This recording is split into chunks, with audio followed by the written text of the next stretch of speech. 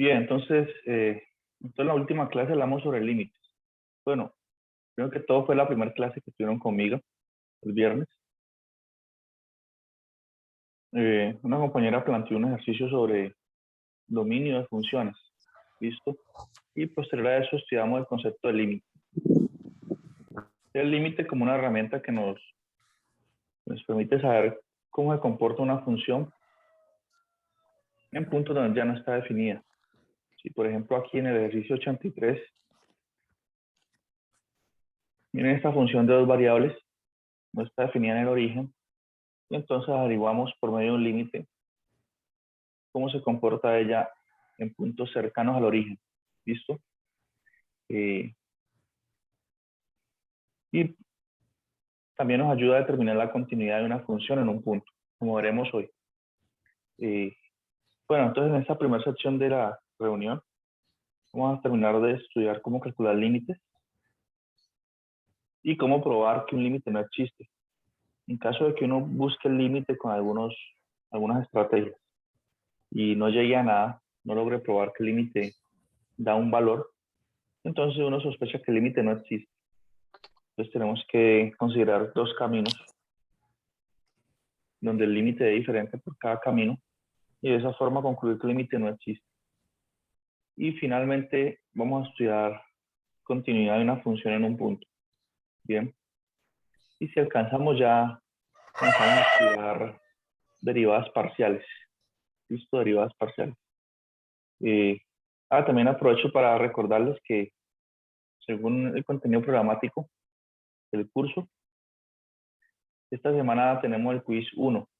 ¿Listo? Para ustedes, tienen clase conmigo de nuevo el viernes. Entonces el viernes hay quiz. Bien. El quiz puede comenzar a las 6, de 6 a 7. Y 30 minutos para resolverlo y 30 para que suban a fin. O sea que en total pueden usar una hora. El quiz 1.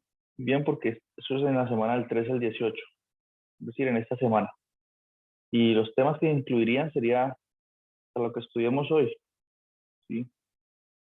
Es decir, algo sobre dominios y entre dominios y límites. Sería el quiz 1. Bien, entonces a las 6 de la mañana el viernes, yo lo subo a las 6 en punto a fin. Lo dejo programado, mejor dicho, para que a esa hora puedan verlo. Y por ahí mismo, por Teams, suben su respuesta entre las 6 y las 7. Bien, ¿preguntas? ¿Está todo bien?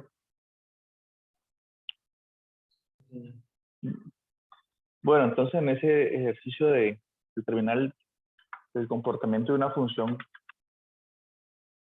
cerca de un punto donde ya no está definida, cuando estamos al frente de un límite, primero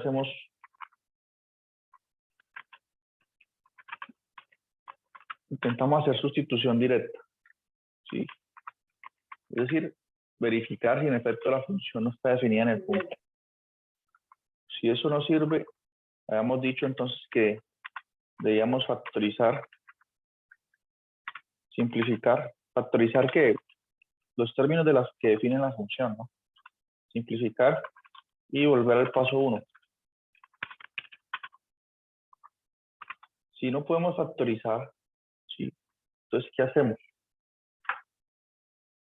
Entonces, ¿en qué casos uno no puede factorizar?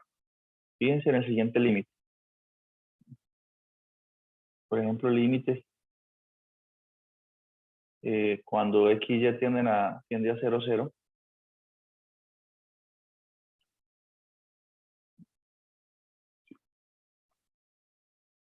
Un poquito lento aquí para escribir. 0, 0. La siguiente función, seno de la raíz cuadrada de x al cuadrado más y al cuadrado, por ejemplo. O sea, la función seno está siendo evaluada en esa raíz. Coloquemos aquí un paréntesis. Sobre esta misma raíz. Bien. Entonces aquí estoy haciendo que X y Y tiendan a cero. Entonces claramente, fíjense, no puedo hacer sustitución directa, agote este paso, porque se indetermina el denominador, es claro, si X y Y valen cero. Simplificar y factorizar, o perdón, factorizar y simplificar. Entonces, no hay nada que factorizar aquí. X cuadrado más Y cuadrado, ¿cómo se factoriza? No hay forma. Y en caso de que pueda factorizar, de nada serviría, porque en la parte de arriba de esa expresión está dentro de la función seno. Entonces, ¿cómo no podemos cancelar algo que está dentro del argumento de la función seno con lo que está aquí en el denominador? Entonces, de nada también serviría factorizar. Entonces, también agotamos este paso. ¿Listo? Entonces, debe haber un tercer paso, una tercera alternativa, que a veces se le denomina usar coordenadas polares. Bien. Voy a escribir aquí, paso 3. Use coordenadas polares.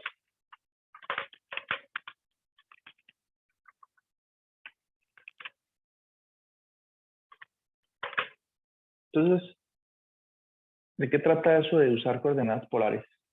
Bien, la idea es que usemos otra forma, o sea, usemos las coordenadas polares en lugar de las cartesianas y reescribamos esta función en términos de las polares. Y con coordenadas polares, el mayor beneficio es que un límite de dos variables, y aquí es un límite cuando x y tiende a 0, 0, se transforma en un límite de una sola variable. ¿Sí? Como un límite de una función de las que estudiamos en cálculo diferencial, pues, y podemos usar las estrategias o los teoremas de ese curso.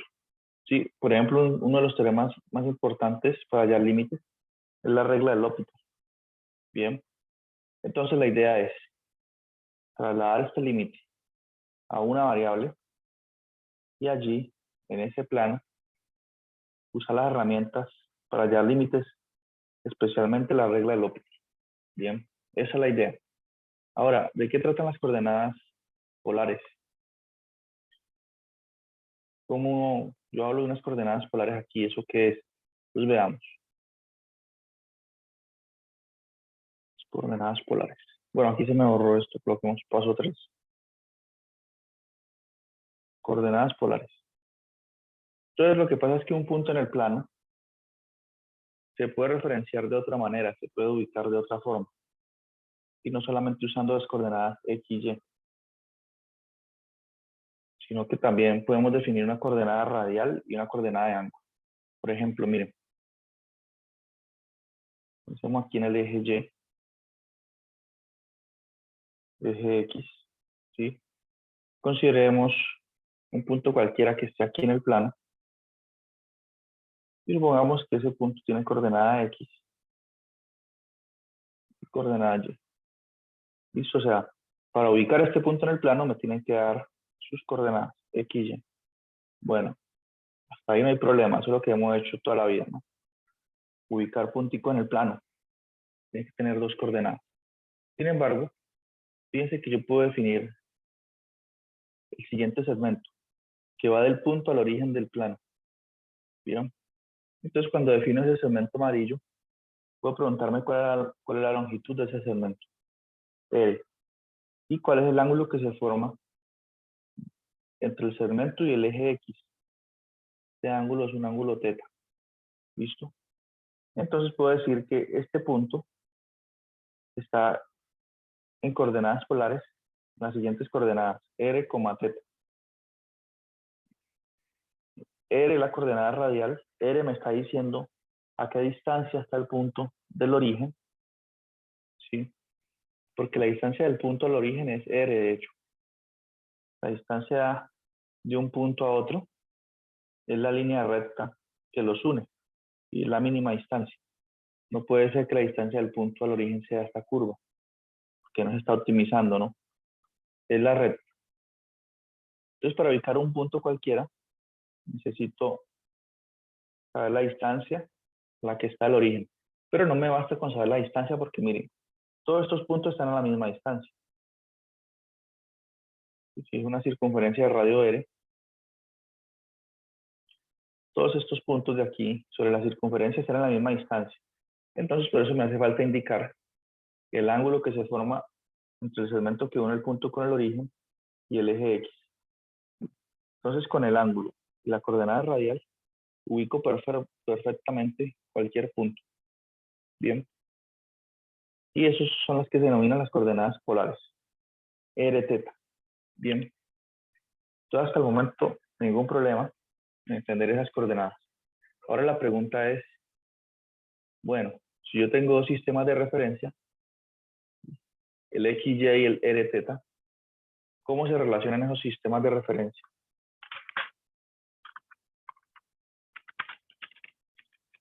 ¿Cómo se relacionan?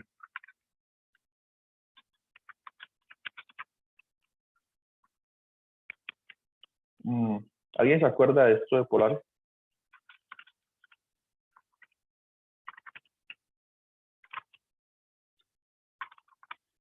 Sí. Y aquí me refiero a que cómo se relacionan los sistemas de referencia. Es decir, me refiero a lo siguiente. Si mi amigo o si mi amiga usa coordenadas polares y ella me dice que está ubicada en la posición 1,30 grados, ¿sí? Ella usa polares, entonces da un radio y un ángulo. Si yo quiero ir a visitarla o quiero encontrarla, tengo que traducir estas coordenadas polares a las cartesianas. Bien, entonces si ella me da esas coordenadas esta coordenada radial, ese ángulo, mi pregunta es ¿quién es X y quién es Y? Porque yo me referencio es con un X y con un Y, porque yo sé solamente por cartesianas. ¿Sí? Entonces, ¿cómo paso de polares a cartesianas y viceversa?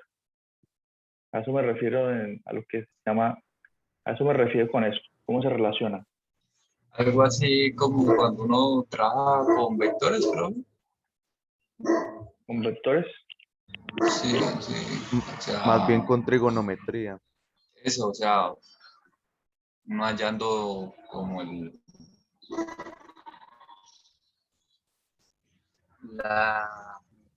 no sé cómo explicarlo, ¿no? Sí, usted sí, eso tiene sus dos sistemas. O por ejemplo, cuando usted quiere cambiar de unidades de medida, ¿no? El tiempo está medido o el peso está medido en kilogramos, y solo quiere medir en gramos. Sí, como traducir, ¿no? De una forma de medir a otra. Aquí es una forma de referenciar a otra. ¿Cómo hago esa traducción? ¿No? Si la velocidad está en kilómetros por hora, ¿cómo lo paso a metros por segundo? Algo así, si usted me dice que un ejemplo en física, ¿cómo traducir, no? Las unidades. Y aquí este ejemplo es convertir de un sistema de referencia a otro. Bien, entonces, ¿cómo hago eso? ¿Y por qué quiero, además de esa relación? Porque yo les dije, bueno, recuerden el límite que coloqué hace un momento. Seno de raíz de x cuadrado más y cuadrado sobre raíz de x cuadrado más y cuadrado. La idea es que si voy a usar polares, debo reescribir esa función en términos de r y teta. Entonces necesito esas relaciones, ¿sí? Entre xy y r y teta. O sea, hallando, digamos, por ejemplo, con los datos no se podría hallar el cateto opuesto y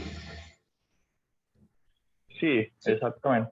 punto X y después algo Exacto. así vamos por eso, es lo que más o menos Sí, tengo en mente. esa es la idea. Entonces, lo que usted nos dice es cierto. Entonces uno lo que hace es notar que aquí puedo definir un triángulo rectángulo, ¿no? Porque es que x, y, r y teta son parámetros de un triángulo rectángulo. Entonces, ¿cuál triángulo es este que se formó aquí? Entre el eje X, este segmento verde y el amarillo. Bien. Entonces, si quieren, podemos extrapolar ese triángulo rectángulo. Sí, mírenlo aquí, lo que quedó. Bien. Y miren que su cateto adyacente mide X y la altura mide Y. Entonces, esta distancia aquí mide X. Y la altura mide Y. Y entonces podemos usar la definición de las funciones trigonométricas para establecer la relación que deseamos. ¿Sí? Por ejemplo, sabemos que coseno de teta, cuando tenemos un triángulo rectángulo, por definición es una razón, ¿no? ¿Qué razón es? Es por definición cateto adyacente sobre hipotenusa. En este caso concreto, el cateto adyacente es X y la hipotenusa es R, ¿cierto? ¿Esto qué implica? Que si este R que está dividiendo pasa a multiplicar al otro lado, implica que X es igual a R coseno de teta. O sea que si yo tengo las dos coordenadas polares, puedo encontrar X, simplemente calculando R por coseno del ángulo que tenga. Bien, y de la misma manera, puedo definir, sabemos que seno de teta, por definición en un triángulo rectángulo es cateto opuesto sobre hipotenusa, ¿cierto? En este caso el cateto opuesto es Y sobre R. Entonces, despejando R, concluyo, perdón, despejando R no, despejando Y. O sea, que el R que está dividiendo pasa a multiplicar. Concluyo que Y es igual a R seno de teta. ¿Listo? Entonces, esta es la manera de pasar de polares a cartesianas.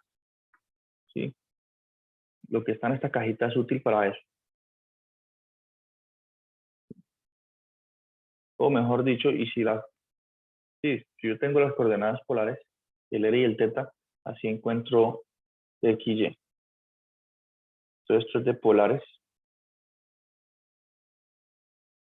De polares a cartesianas. Bien, pregunta hasta aquí. Ahora ustedes dirán, bueno, ¿cómo hago lo contrario? Si a mí me dan las coordenadas cartesianas de un punto, ¿cómo encuentro R y cómo encuentro el ángulo? ¿Cierto? Y bueno, fíjense que aquí, para resolver eso, fíjense que por el teorema de Pitágoras, ¿qué tenemos? El teorema de Pitágoras establece que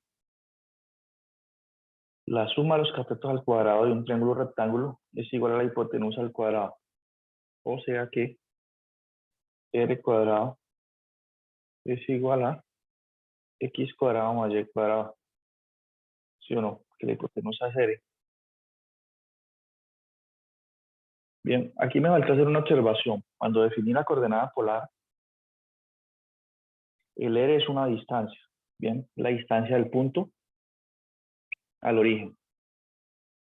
Por lo tanto, R siempre va a ser mayor o igual que 0. ¿Listo? Si R es mayor o igual que 0, y yo quiero despejar R aquí, entonces tomo raíz cuadrada a los dos lados y me queda que R es igual, no ya a más o menos la raíz, sino simplemente la raíz positiva. Porque asumimos que R es positivo. R es igual a X cuadrado más Y cuadrado.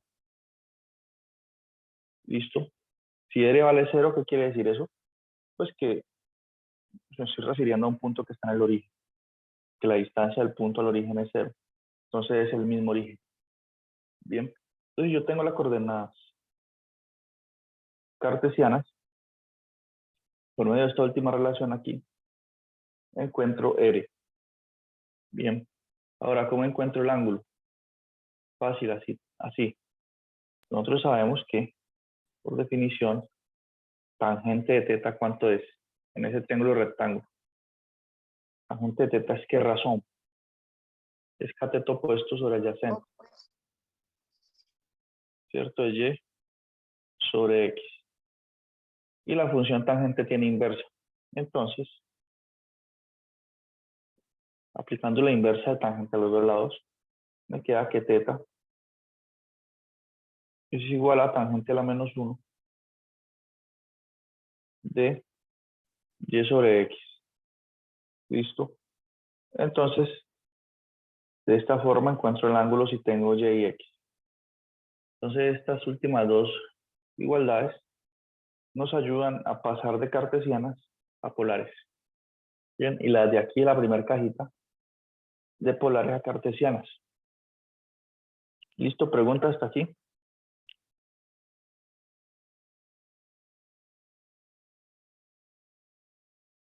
Bueno, teniendo en cuenta esas relaciones y sistema de coordenadas polares, ¿cómo vamos a encontrar entonces un límite usando coordenadas polares? Aquí es bueno hacer una observación. Y es lo siguiente. Nosotros solamente podemos usar coordenadas polares y cuando hemos agotado los dos primeros pasos. Y además de eso, en el límite que tenemos, aparece x cuadrado más y cuadrado. Y aparece esta expresión. Pero es un indicio de que quizá las coordenadas polares nos ayuden. Cuando aparece en el límite en la función este tipo de expresión. Bien. Y además de eso, otra observación. Y es que es válido solamente cuando tenemos límites a 0, 0.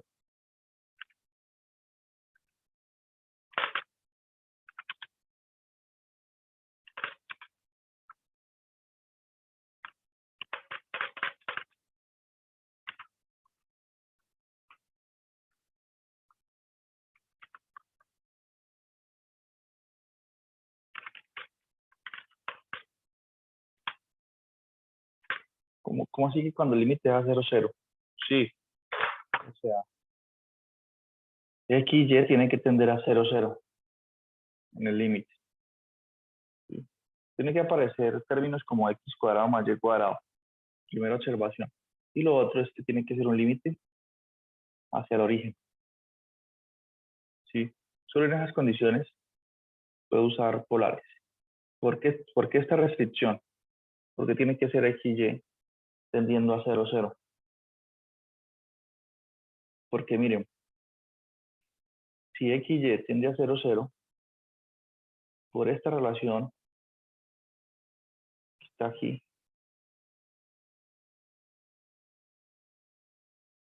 ¿qué implica si x y y se acercan a 0, hacia dónde se acerca r? A 0 también. Entonces, esto implica que r tiende a 0, por la relación que encerré aquí.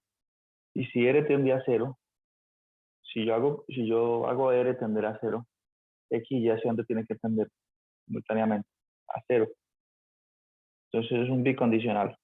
¿Qué estoy diciendo con esto? Que decir que x y tiende a 0 es equivalente a decir que r tiende a 0. ¿Sí? Son cosas equivalentes. Sin embargo, aquí tengo que decir x y tiende a 0 las dos variables. Aquí simplemente basta con decir r tiende a 0. Bien. Si yo tengo aquí un punto distinto al origen, por ejemplo, el punto 1, 0, menos 1, 0, cualquier punto, punto 1, 1, ya esta equivalencia no es válida. Esta equivalencia solo es válida cuando x y tiende a 0. Por eso nos vamos a centrar en límites a 0, 0. Bien. Aunque uno puede hacer una observación. Si el límite no es a 0, 0, uno puede hacer un cambio de coordenadas, ¿sí? Cambiar todo el sistema de coordenadas y el punto que no es el 0, 0 lo podemos hacer. Lo podemos definir como el nuevo origen.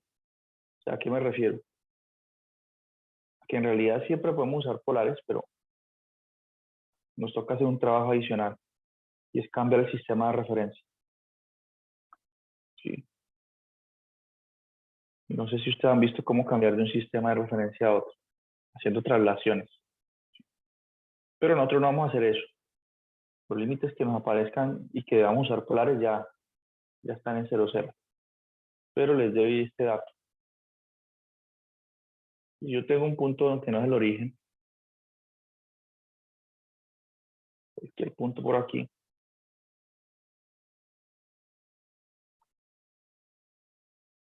digamos, este punto claramente no es el origen de ese sistema de coordenadas.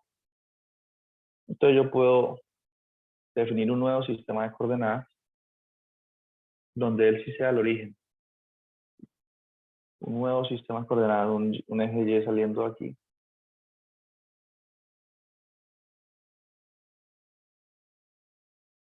Y un eje X. Y entonces aquí ya el punto sí es el origen. Entonces en este nuevo sistema de coordenadas tendría que traducir la función a este nuevo sistema y ahí aplicar coordenadas polares. Pero bueno, ese trabajo nosotros no lo vamos a hacer, no es necesario. Entonces por eso esta restricción, solo límites cuando el límite es hacia 0, 0. Bien. Entonces veamos pues cómo usar coordenadas polares para hallar el límite, por fin. Entonces pensemos en el límite que he escrito hace un momento. Pregunta hasta aquí. Entonces el límite cuando XY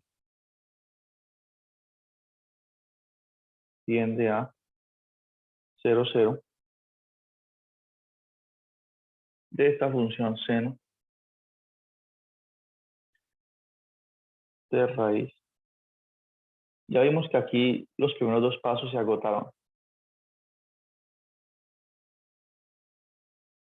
Seno de esa raíz sobre esa raíz.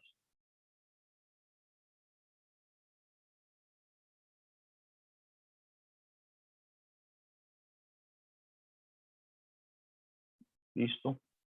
Entonces, por la observación que hicimos hace un momento, podemos reescribir el límite así. Ahora en términos de r y θ. Entonces, este límite es igual al límite. Decir que x ya tiende a 0 en polares es equivalente, como dije hace un momento, a decir que la coordenada radial tiende a 0. Es equivalente. Entonces ya no escribo x ya tiende a 0, sino r tiende a 0. ¿De qué? La función seno evaluada en raíz de x cuadrado más y cuadrado. Creo que hemos dicho que en polares, ¿cuánto es raíz de x cuadrado más y cuadrado? Es r. R. Eso es, aquí sería ya seno simplemente r sobre r. Listo, entonces miren, el límite de arriba en polares se transforma en este límite más sencillo. Bien. De una sola variable. Sí, porque aquí lo único que está moviendo es r. R es la variable. R es el que se acerca a 0. Bien. Y en este límite, vuelvo y aplico el algoritmo. Sí, este algoritmo sirve para límites de una sola variable también. Por lo menos los pasos 1 y 2. Entonces hago sustitución directa, pero ¿qué me da? Seno de 0 es 0 sobre 0. Y esto es una indeterminación. 0 sobre 0 es indeterminación. Lo mismo que infinito sobre infinito. Y cuando yo tengo este tipo de indeterminaciones, puedo usar lo que se denomina la regla del L'Hopital. ¿Tienen escuchado? Esto es igual por la regla del L'Hopital. ¿A qué? Entonces la regla del L'Hopital dice, si usted tiene indeterminación cuando hace sustitución directa del tipo 0 sobre 0 o infinito sobre infinito, entonces el límite que usted tiene es igual al límite cuando r tiende a 0 de la derivada de la función de arriba, ¿cierto? Que la derivada de seno con respecto a r es coseno de r sobre la derivada de la función que está en el denominador. La derivada de r es 1. Bien, apliqué regla de L'Hopital, o sea que apliqué herramientas para calcular límites en una sola variable. Esa es una bondad de hacer este cambio y de pasar a polares. ¿Y este límite cuánto da? Coseno de r sobre 1.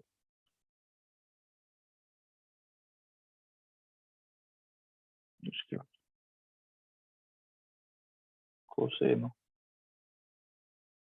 de r sobre 1. Entonces, ¿Uno? ¿dónde está r? Da 1, ¿cierto? Porque A en 1. este puedo hacer sustitución directa. Y cada vez que uno, ya la función cambió, entonces intento hacer el paso 1. Sustitución directa, a ver si sirve o no. Y bueno, me quedaría coseno de 0 sobre 1. Y coseno de 0 es 1. 1 sobre 1 es 1. Entonces, como dice el compañero, da 1.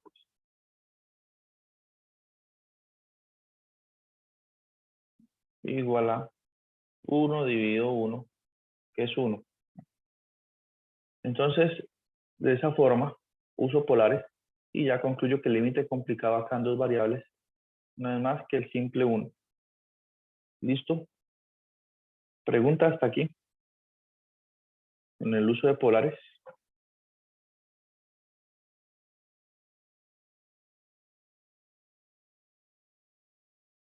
Entonces, este es un ejercicio que está en el libro. Que hay más sobre ordenadas polares. Veamos.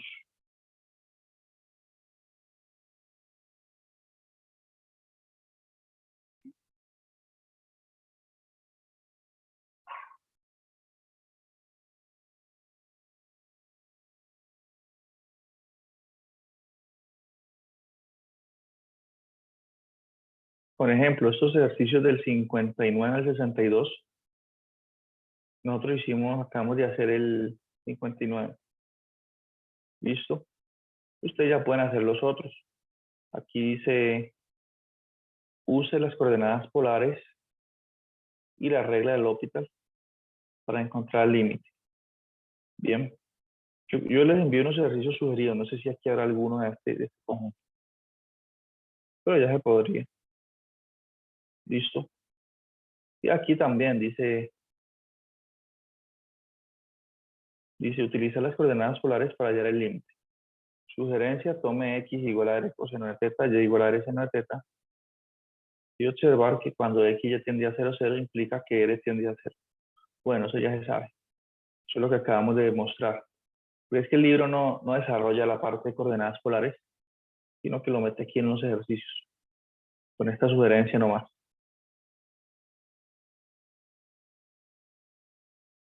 Entonces, algunos ejercicios ya se pueden resolver. Listo.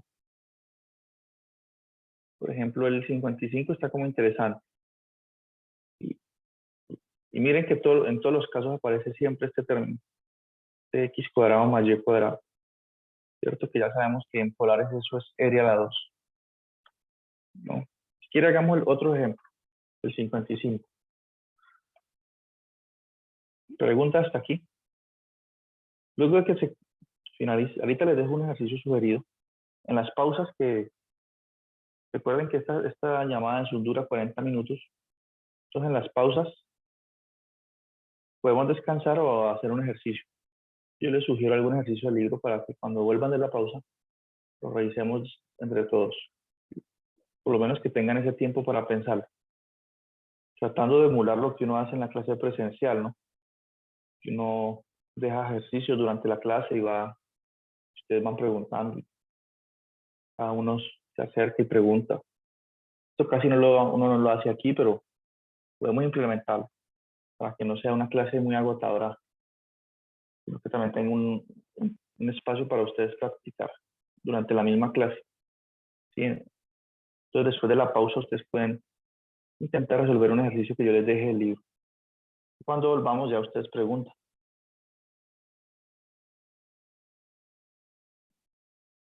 Así en cada clase nos resolvemos por lo menos un ejercicio. O sea que son 2 ejercicios a la semana durante la clase. O sea que son 8 al mes. Sirve, ¿sí? Entonces tenemos este límite. X a la 2 por y a la 2 sobre X a la 2 más y a la 2. Supongamos que nosotros, porque yo di una especie de algoritmo, se supone que Generalmente uno no le dicen por qué método resolver el límite. ¿Sí? En el libro está diciendo use polares ya. Pero si yo lo coloco fuera de contexto, les digo resuelva este límite aquí, ustedes deben aplicar el algoritmo, ¿no? Entonces intenta hacer sustitución directa, pero aquí se indetermina, listo. No sirve. Factorizar y simplificar. Tengo una suma de cuadrados, no se puede factorizar. No hay nada que simplificar, entonces no sirve.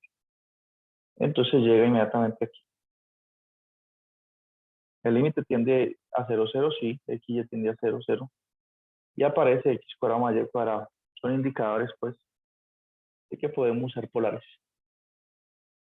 Entonces reescribamos el límite con coordenadas polares. Esto sería igual a qué? Al límite cuando decir que x ya tiende a 0 en polares es equivalente a decir que r tiende a 0. ¿Listo? R tiende a 0. Y bueno, aquí aparece en el denominador x cuadrado más y cuadrado, ya sabemos que eso es r a la 2. Y en el numerador aparece x a la 2 y y a la 2. Pero x, ¿qué es? En polares. X es r coseno de teta. ¿Cierto? Tenemos r coseno de teta al cuadrado. ¿Y y qué es? Y es r seno de teta. Entonces coloco r seno de teta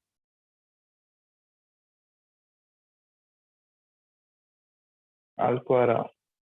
¿Listo? Y luego desarrollo un poquito de eso, elevo al cuadrado. Y tengo un producto, tengo un paréntesis y tengo el cuadrado. Entonces me va a quedar todo eso al cuadrado. Me va a quedar r al cuadrado por coseno al cuadrado